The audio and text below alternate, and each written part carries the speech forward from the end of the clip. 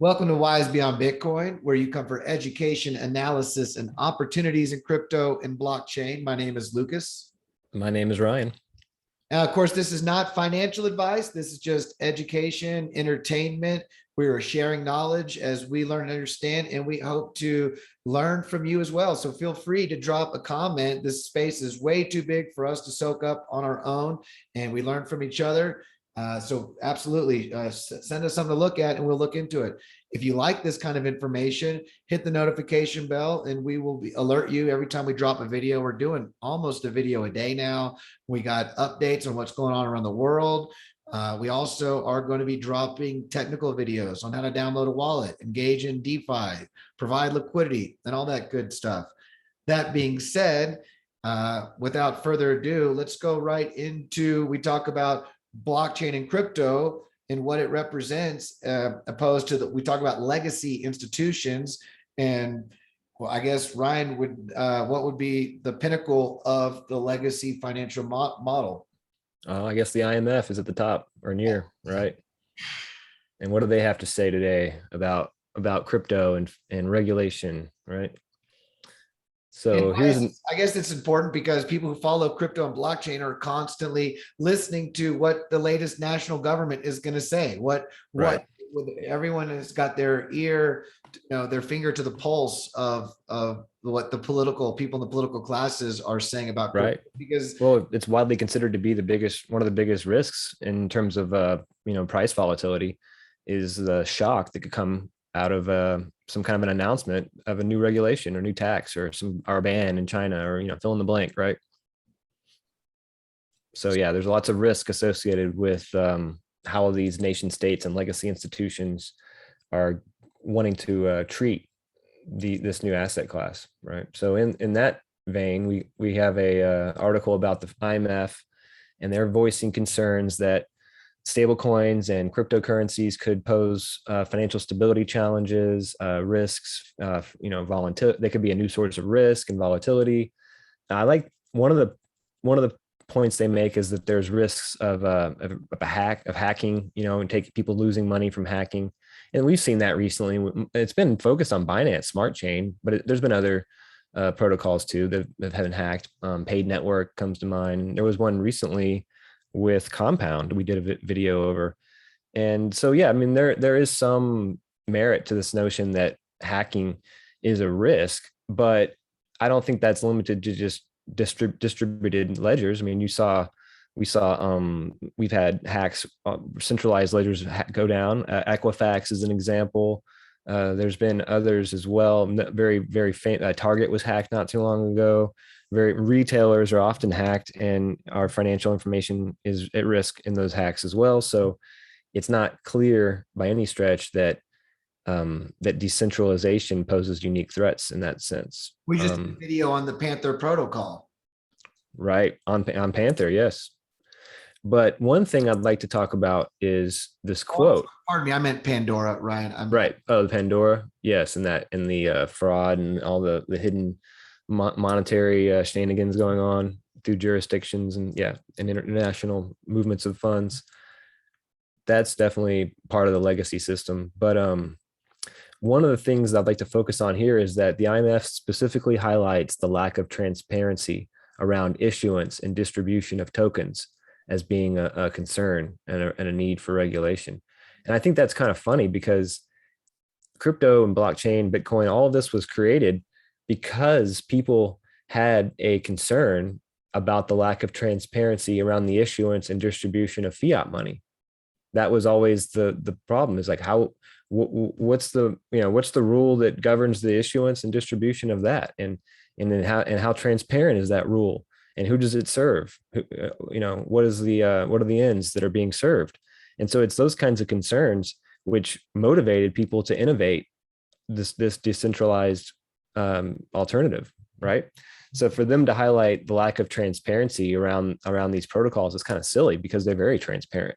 I mean, it's a public ledger. The supply, the yearly or monthly or daily supply increase is programmed. It's publicly known. It's predictable, and it's very transparent in comparison to trying to peer into the plans of a central bank and what the board of governors is planning to do next year about interest rates or about the Fed's balance sheet or money supply metrics.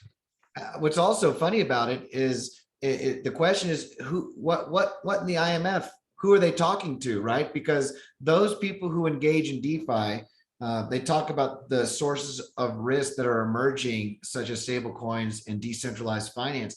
The people who are on Uniswap, the people engaging in DeFi and providing liquidity and using Web3 wallets to further this new innovative blockchain, this financial innovation, they're aware of the risks. Ironically, the people who are building the infrastructure of this new technology are aware of the risks, and they are constantly looking for the bugs, looking for the flaws so that they can patch and make it better. And like you said, no one's been able to peer into the legacy financial system and and understand where's the money being printed, where is the fraud, where's the flaw. We have to come out with the Panama Papers, the Pandora Papers, which are people pouring through years and years and millions, thousands of documents before they can come out and release what they've exposed. Right.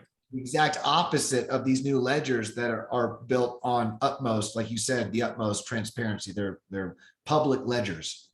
Exactly.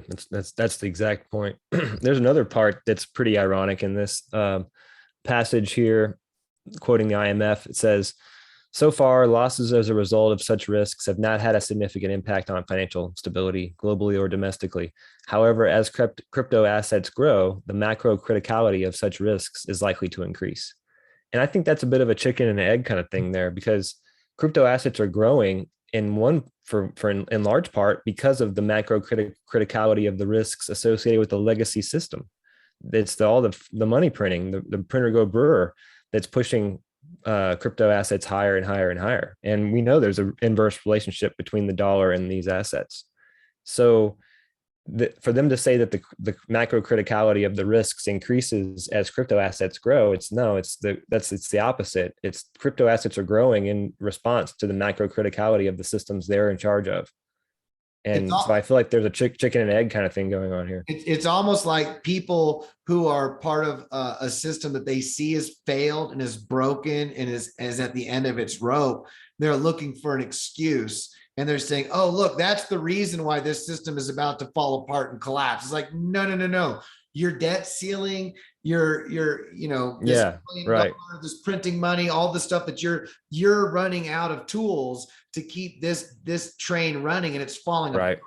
And these people have created this new technology because they're tired of the fraud, they're tired of the corruption, they're tired of the inflation, the So like you said, it seems like they know that the system is about to go bust, and now they're trying to spin an argument to say, well, it's going bust because of this new crypto. If it wasn't for crypto, we'd be able to continue our monetary policy tools for another 1,000 years. But no, now I guess now we're going to have to look at CBDCs. And it's also funny that they mentioned in that paragraph above that they're concerned about centralization.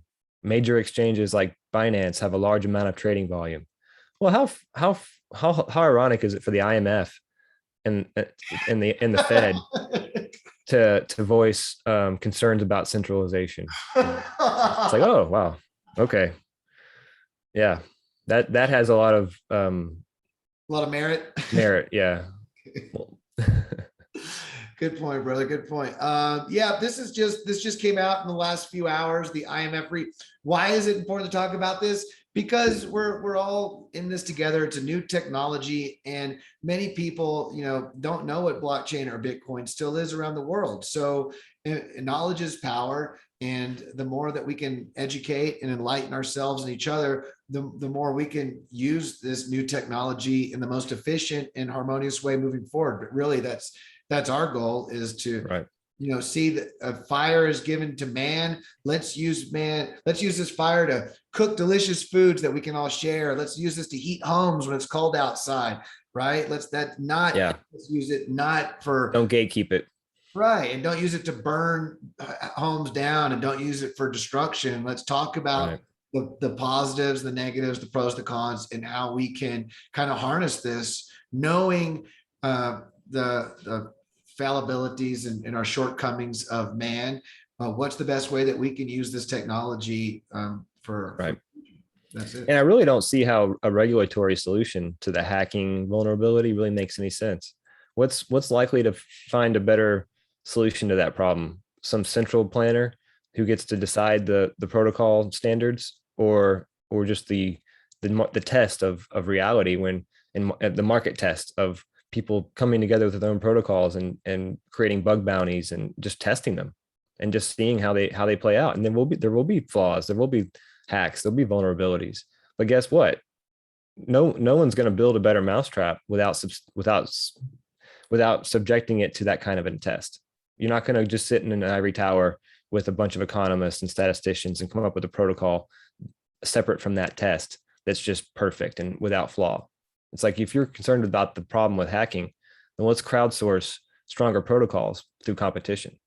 But don't tell me you're going to create a regulatory set of standards that you're going to impose and just nullify that discovery process and then have that be a better solution. It's like, you're not going to come up with a better solution that way. Believe me, we'll find a better solution through a test, through the challenge of actual competition.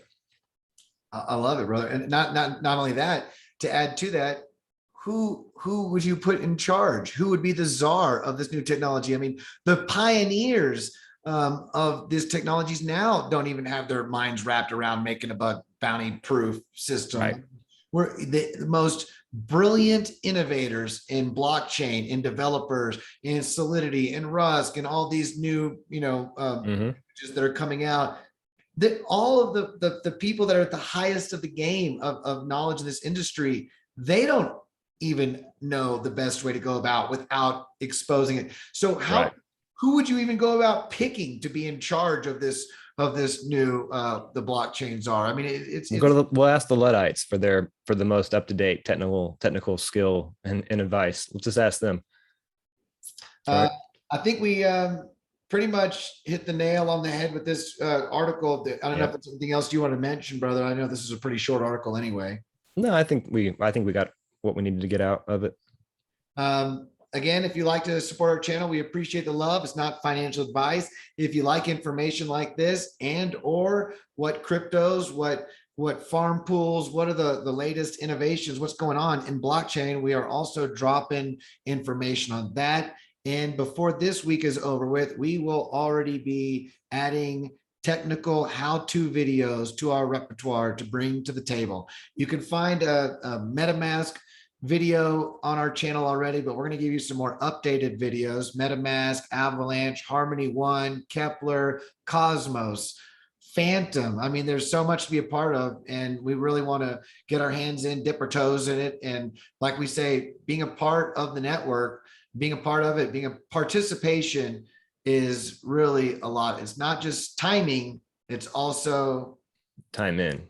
Yep, that's right. We're at the beginning. This is absolutely the beginning of this new wave of technology. If you're just now learning about crypto and blockchain, take your time, take a big breath, and you will easily be able to wrap your mind, catch up quick. And I guess that's it. That's all I gotta say. Until the next time, have a beautiful day and namaste. Thank you.